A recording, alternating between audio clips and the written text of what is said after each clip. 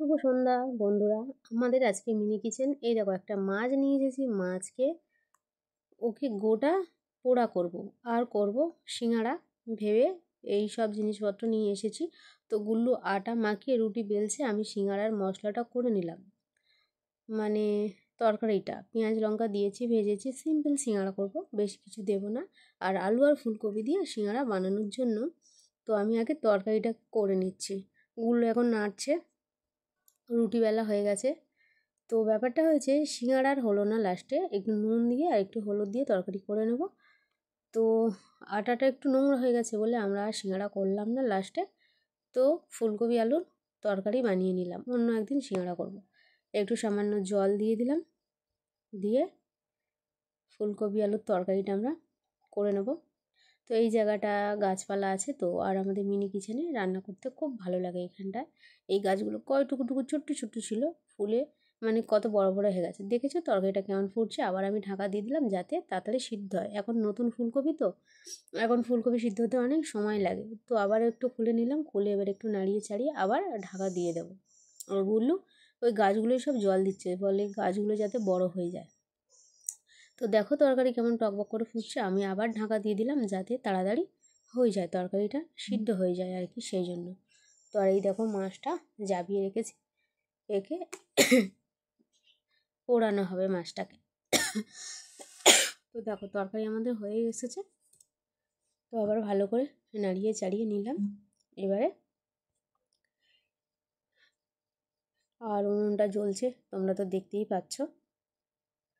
তো দেখো তরকারিটাকে এবার ভালোভাবে করে নাড়তে হবে। তো তরকারি হওয়ার পরে আর একটু লাস্টে এতে জল দিয়ে দেবো। দেখতে পাচ্ছি যে কপিটা ভালোভাবে সিদ্ধ হয়নি। এখন নতুন কপি তো অনেক সময় লাগে, শক্ত অনেক। তারপরে আমাদের উনুনটা অনেক জ্বলে যাচ্ছিলো, মাছটা পোড়ানোর সময় লাগবে। তো শুধু শুধু কী করব, ওই জন্য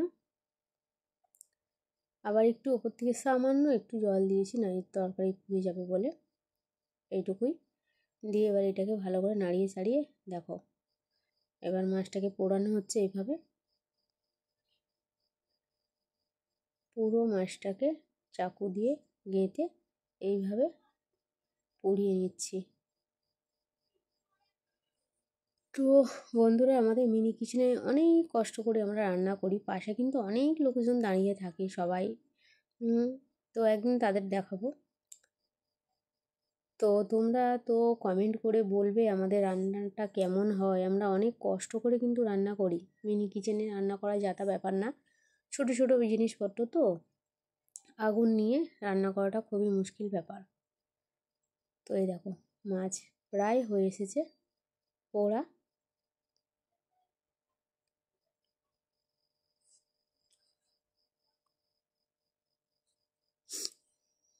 দেখো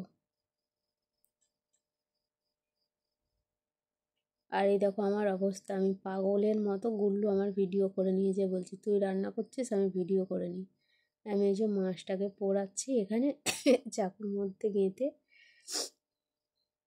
আর ঘুম থেকে উঠে গুল্লু আর আমি বিকেলে গেছিলাম রান্না করতে, দুজনে পাগলের মতো অবস্থা। আর এই যে তরকারি উঠিয়ে নিলাম গুল্লুর আর আমার দুজনের